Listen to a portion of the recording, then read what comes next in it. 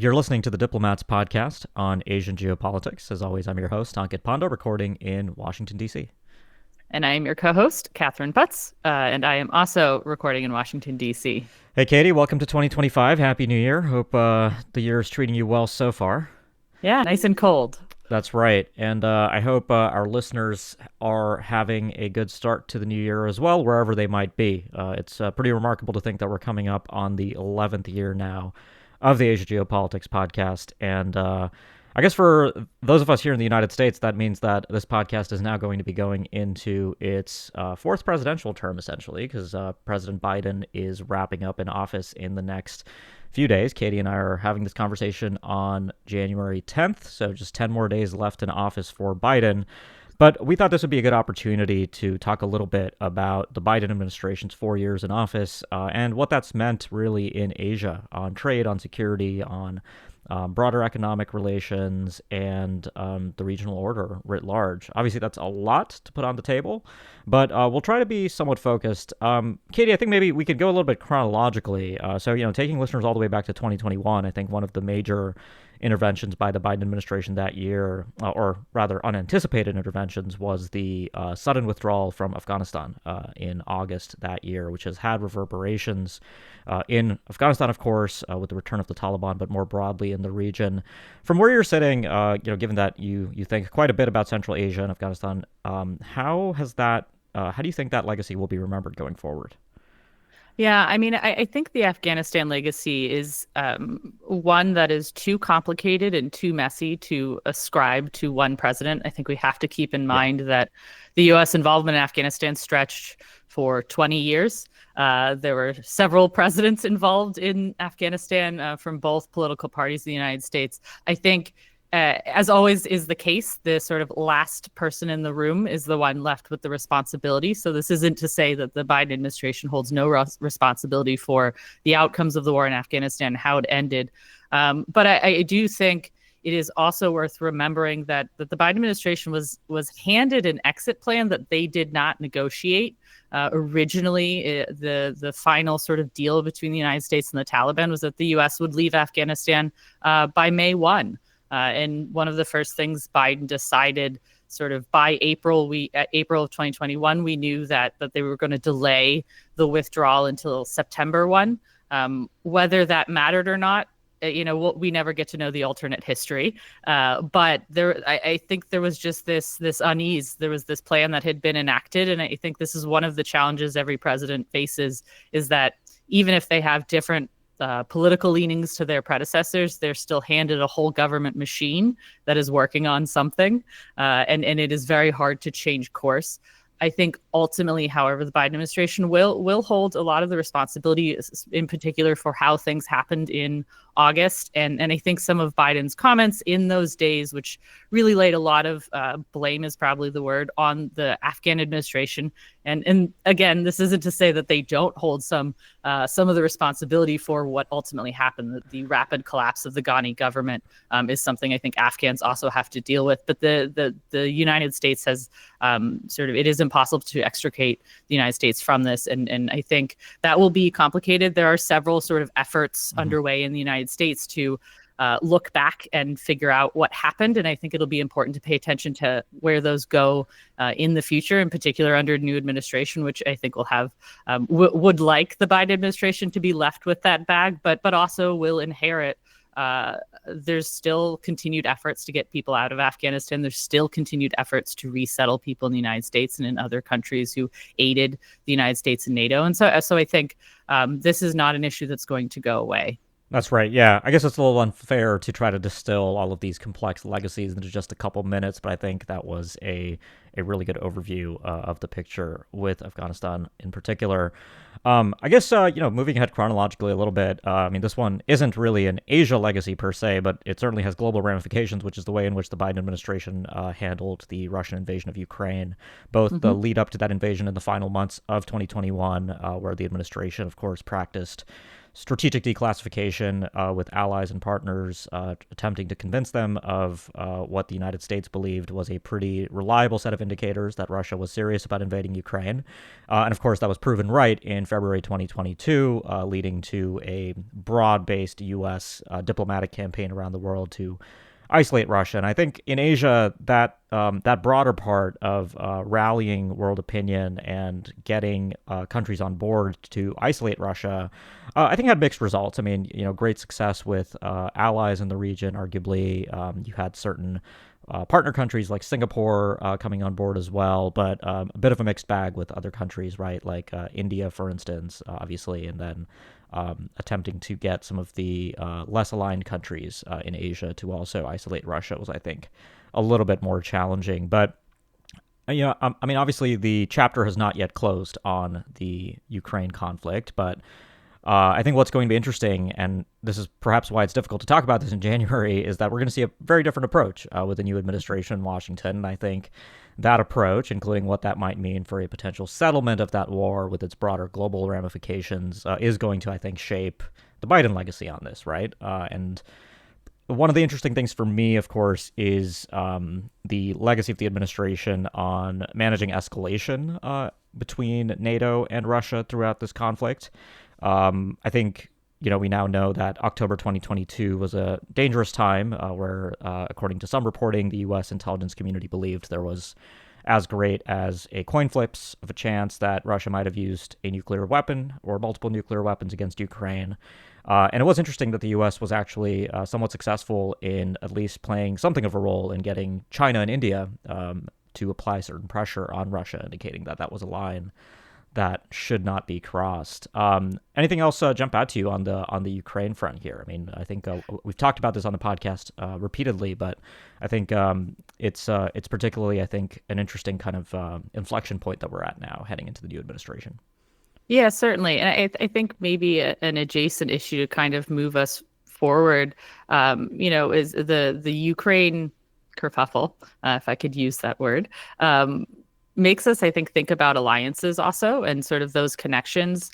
But before we move into sort of what I'd like to talk about, which is sort of the alliance structures and some of those mini laterals the Biden administration certainly put a lot of stake in the last 4 years, is the idea, the sort of amorphous idea that always comes up that the United States always continues to get distracted from Asia by the Middle East, by Europe.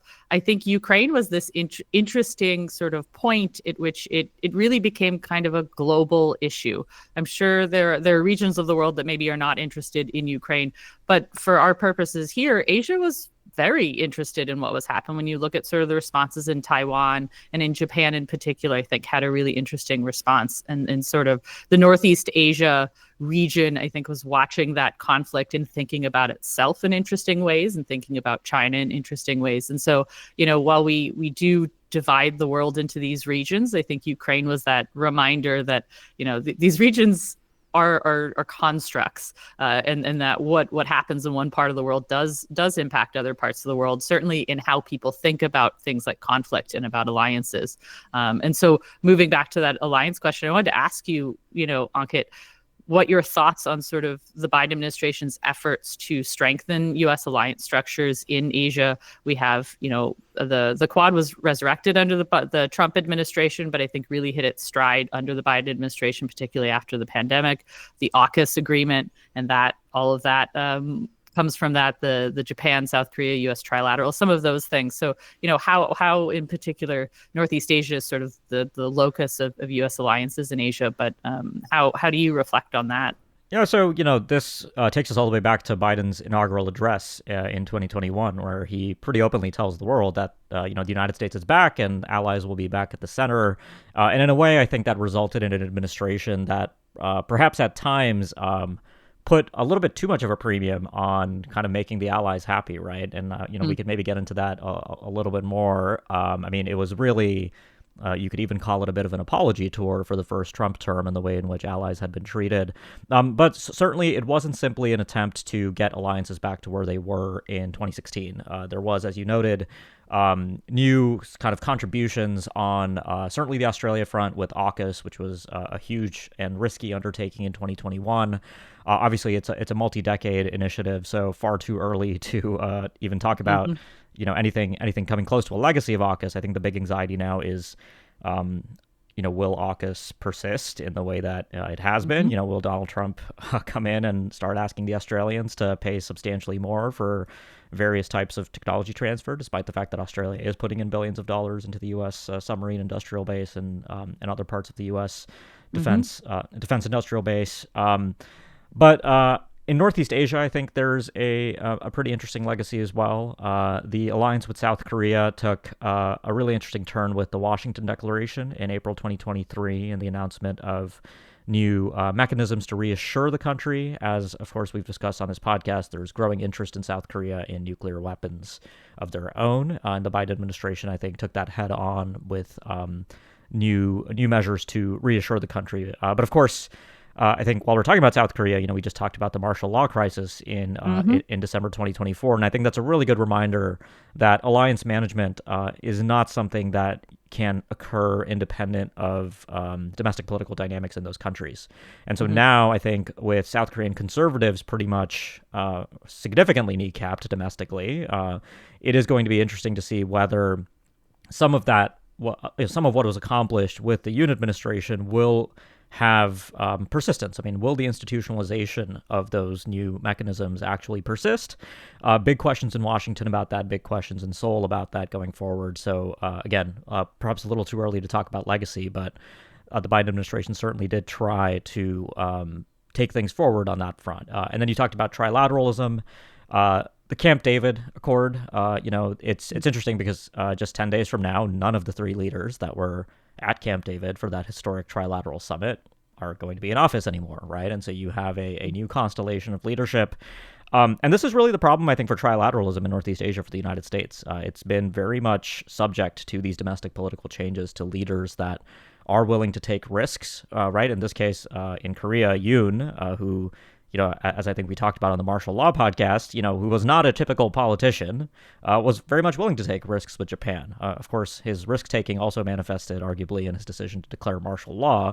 But now I think, going forward, I have significant questions about trilateralism. I mean, if there's anything we know about Donald Trump, it's that he thinks in bilateral terms, right, with pretty much every country. And so it will be interesting to see if that will persist.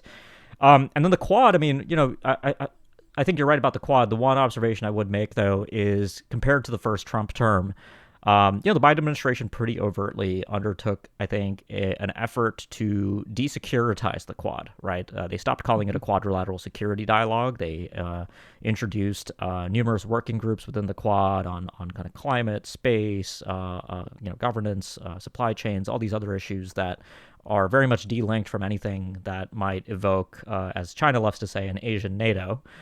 Which I think is interesting. And going forward, it'll be interesting to see if that DNA in the Quad will persist or if we're going to return to something more of an overt securitization. On that front, Katie, maybe let's move on a bit to, I think, where Biden perhaps has the most perhaps difficult legacy in Asia, which is on the economic statecraft side, which I think is just worth talking about briefly. We don't have to get too deep into it, but obviously I think American allies and partners, despite the great demand in the region for trade liberalization and integration and market access, have recognized that there is no political constituency in the United States post-Obama, essentially, for trade liberalization. And so the Biden administration, of course, didn't return to the Trans-Pacific Partnership, but instead propounded the Indo-Pacific Economic Framework, which I think has a very kind of modest record, which I think was pretty obvious at the time that it was announced, that it was essentially a consolation prize for Asia. How do you sort of, having looked at this for a while now, including, of course, I think several pieces that have been published at The Diplomat on this legacy, what's the takeaway here? I mean, is this really the end of the United States seeking broader economic leadership in Asia and greater integration? Yeah, I don't know if it's the end of the United States seeing that sort of trade liberalization. It certainly is the end for now. I don't see that becoming a priority for the Trump administration. And you said it earlier that, I think we sometimes would like to discount the power of domestic politics in shaping what countries choose to pursue in their foreign policies when that's it is absolutely vital. Hmm. The choices that countries make internationally are based on what they perceive their interests to be, and those are very much domestic. Those are always going to be domestic. And so, because as you said, there isn't that constituency in the United States for trade liberalization, because what it would mean economically for certainly some segments of the US population, I just don't see the appetite for it. Even if, us sort of foreign policy wonks, we look at paper and we look at the numbers and we go, this would make so much sense. But, I don't think the time is now. That time has passed for now, but I think another sort of key lesson in foreign policy is that, time is a flat circle. It will come right back around at some point, maybe. We'll see what happens. I just don't foresee it happening under the Trump administration. Yeah. Well, the other thing on the trade legacy is, with Japan, I think it's worth noting the recent decision by Biden to quash the acquisition of Nippon Steel. Right, I think that sends a pretty strong signal. I think it's resulted in a bit of frustration in Tokyo, obviously, because the national security rationale that was cited for preventing the acquisition, I think, is not one that's seen as particularly credible in Tokyo. Right, Japan is an ally, and this is the foreign investment, the CFIUS process is presumably not designed to block these types of acquisitions. And so the argument, again, comes back to domestic politics, to Biden's fealty to American unions, for instance. And, I think there's also something to be said that the fact that U.S. Steel is called U.S. Steel, the symbolism there is pretty stark. So anyways, let's keep going. A lot more to talk about. I think maybe we can pivot a little bit to Southeast Asia, where... I think it's fair to say that I was expecting over these last 4 years to see more engagement with Southeast Asia than we ended up seeing under the Biden administration, down to, I think, the president's own willingness to travel to the region. Probably the most positive thing that can be said is with regards to the Philippines. Right, we didn't talk about the Philippines in the alliance discussion, but the expansion of the Enhanced Defense Cooperation Act, partly also aided by the fact that there's a leader in the Philippines now in the form of Marcos Jr., who is very pro the alliance with the United States and very much interested in bolstering the Philippines' own deterrence capabilities vis-a-vis China in the region. But apart from that, I think Southeast Asia has been, in a way, caught between the United States and China, as we've talked about for years, frankly, on this podcast. And I don't think the Biden administration really took the initiative to essentially provide a case for why the United States is going to ultimately be a better proposition for many of those countries that want to benefit equally from the U.S. and China on particularly the economic side, right? So I think there's a close link between what we just talked about on economic demand signals in the region and the legacy in Southeast Asia. Any other observations? I mean, I know we're kind of going through this at a breakneck speed, and there's a lot more to dig into, but any other observations that jump out on the SEA front? Yeah, no, not particularly. I mean, I think the strength of development in the U.S.-Philippines relationship sort of proves the point that engagement with the rest of Southeast Asia was fairly lagging. And if it was there, maybe the Biden administration just didn't want to push Southeast Asia. And Southeast Asia, as you noted, is sort of caught in between the United States and China in that regard. So, maybe some of that quieter diplomacy will yield fruit someday. But I think Southeast Asia focused folks will know that engagement just wasn't really there in a big way. Mm-hmm. So, next thing I think to talk about is probably the adversaries, right? So North Korea, where there's really not a lot to say because there was no diplomacy. There was no engagement between the United States and North Korea during the Biden administration's term. I doubt that's going to change in the 10 days before Biden leaves office. And then China, where I think you've certainly had a bit of a roller coaster ride from essentially, the initial virtual meetings between Biden and Xi going reasonably well to the spy balloon crisis to Balloon. tightening economic warfare, decoupling, de-risking, and then finally, as we talked about recently, the fairly upward swing in November 2024 with the U.S. and China, for instance, agreeing to language on artificial intelligence in sort of decision making over nuclear weapons. China notifying the United States of a missile test into the Pacific in earlier in 2024 as well.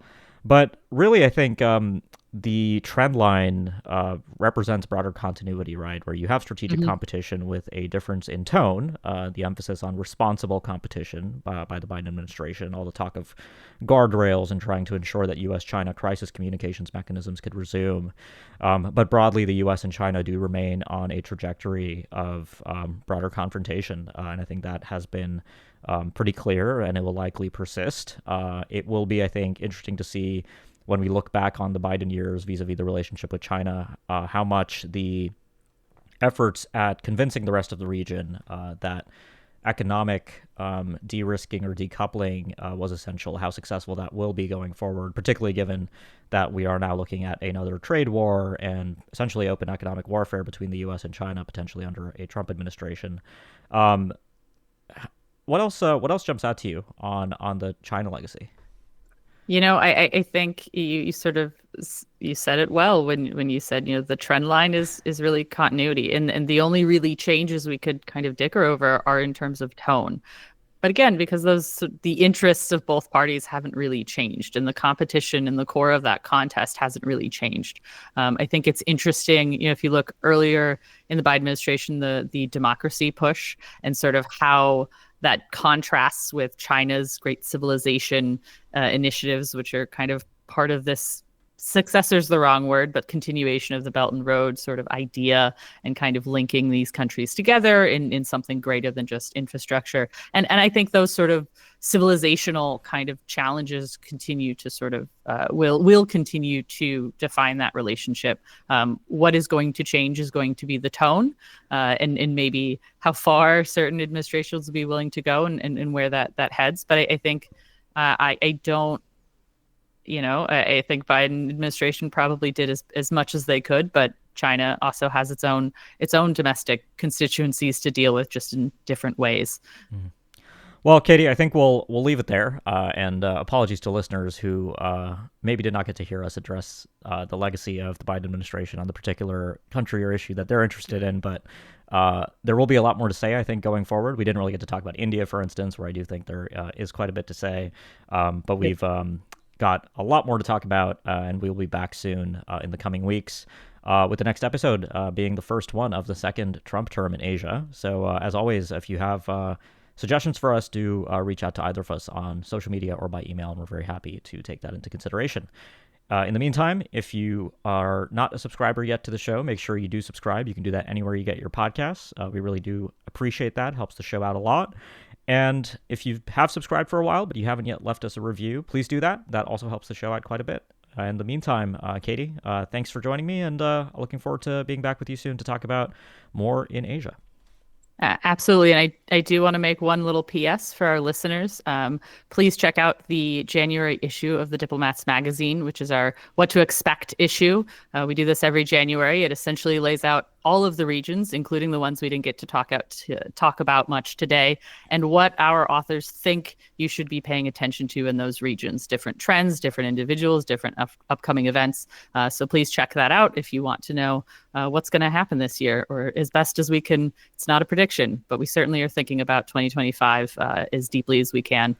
Thanks for listening.